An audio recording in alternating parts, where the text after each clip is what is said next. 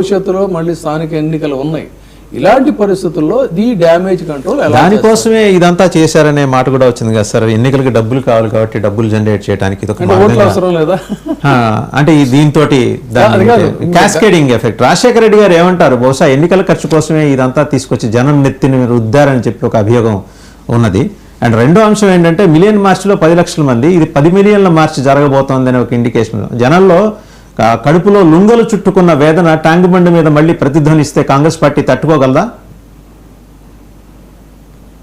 Sir ఖచ్చితంగా తప్పు జరిగింది సార్. దీంట్లో నేనేమి సమర్థించుకోవడానికి లేదు, దీంట్లో ఏమి ఆశ్చర్యపోవాల్సింది లేదు. ఎందుకంటే ఒక మిడిల్ క్లాస్ వ్యక్తిగా కూడా రూపాయి కూడేసుకున్న భూమి ఇమీడియట్ గా నిన్న 22,000 లేదు 22,000 వచ్చిందంటే దాని బాధ ఏందో నాకు కూడా తెలుసు. కానీ ఒక్కటైతే క్లియర్ గా చెప్తా సార్, ఇది only man made mistake sir. ఇదే టెక్నికల్ రీజన్ తోటి తీసుకోవచ్చు.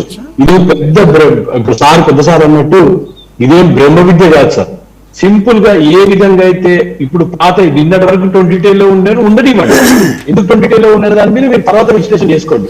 కానీ ఈ రోజు 22,000 పడ్డదాన్ని అదే సింగిల్ ఏదైతే ఒకటే స్ట్రోక్ తోటి అంటే ఒక కంప్యూటర్ స్ట్రోక్ తోటి ఏదైతే 22 తీసుకొచ్చినారో అదే కంప్యూటర్ స్ట్రోక్ దానికి తీసుకపోవచ్చు.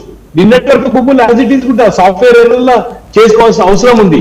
But I don't know why officers have neglected it. I don't understand. But ఒకటి మాత్రం ఖచ్చితంగా చెప్తున్నా సార్, ఇలాంటి పరిస్థితి ఎవరికి కూడా రావద్దు. ఈ రోజు సీఎం గారు చాలా క్లియర్ గా ఉన్నారు. సార్ ఒక్కటైతే గుర్తుపెట్టుకోండి సార్, మేము ప్రతిదీ ఎలక్షన్ కోసం చేస్తామనే మాట అవాస్తవం సార్. మేము పట్టించుకోమండి అవన్నీ. ప్రజలకు మంచి చేయాలనే ఉద్దేశంతో ముందుకు పోతున్నప్పుడు ఇలాంటి టెక్నికల్ మిస్టేక్ జరిగినప్పుడు అధికారులు ఏం చేస్తున్నారంటే దాని మీద బాధేస్తుంది సార్. నాకు కూడా అధికారులు ఎవరండి అది కూడా చూడాలిగా. Simply cannot throw mud on the officials కదా, బ్యూరోక్రాట్స్ మీద వేసేయకూడదు కదా. వాళ్ళు అలా విచ్చలవిడిగా చేస్తుంటే మరి మీ ప్రభుత్వం ఇంత అప్రోర్ వచ్చిన తర్వాత కానీ ప్రభుత్వం రెస్పాండ్ కాలా. వాళ్ళ మీ ప్రభుత్వం నోటీస్ లో ఇది స్పష్టంగా ఉన్నది. 1 కోటి మంది బాధితులు హైదరాబాద్ చుట్టుముట్టిన 4 జిల్లాల నుంచి ఉన్నారు సార్. నేను మళ్ళీ చెప్తున్నా, this is going to become another Telangana ఉద్యమం. ఖచ్చితంగా అండి. ఇప్పుడు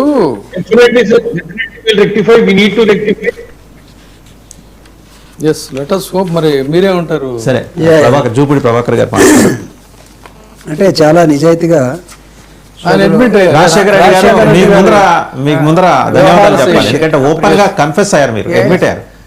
పార్టీలో తలదించుకోవాల్సిన అవసరం కూడా లేదు. చాలా పర్ఫెక్ట్గా తను ప్రభుత్వంలో జరిగినటువంటి దాన్ని తప్పని ఒప్పుకున్నాడు. ఆ తర్వాత మినిస్టర్ గారు కూడా దాన్ని సెటరైట్ చేస్తున్నాడని చెప్పాడు. బట్ థింగ్ ఏంటంటే ఇక్కడ నాకు మినిస్టర్కి అధికారాలు ఉన్నాయా లేకపోతే చీఫ్ మినిస్టర్కి అధికారాలు ఉన్నాయి? దీనిలో 22A పెట్టింది ఎవరు? జస్ట్ లైక్ దట్ ఆఫీసర్స్కి దీన్ని పూసేసి వదిలేయాలనే ఒక నేపథ్యాన్ని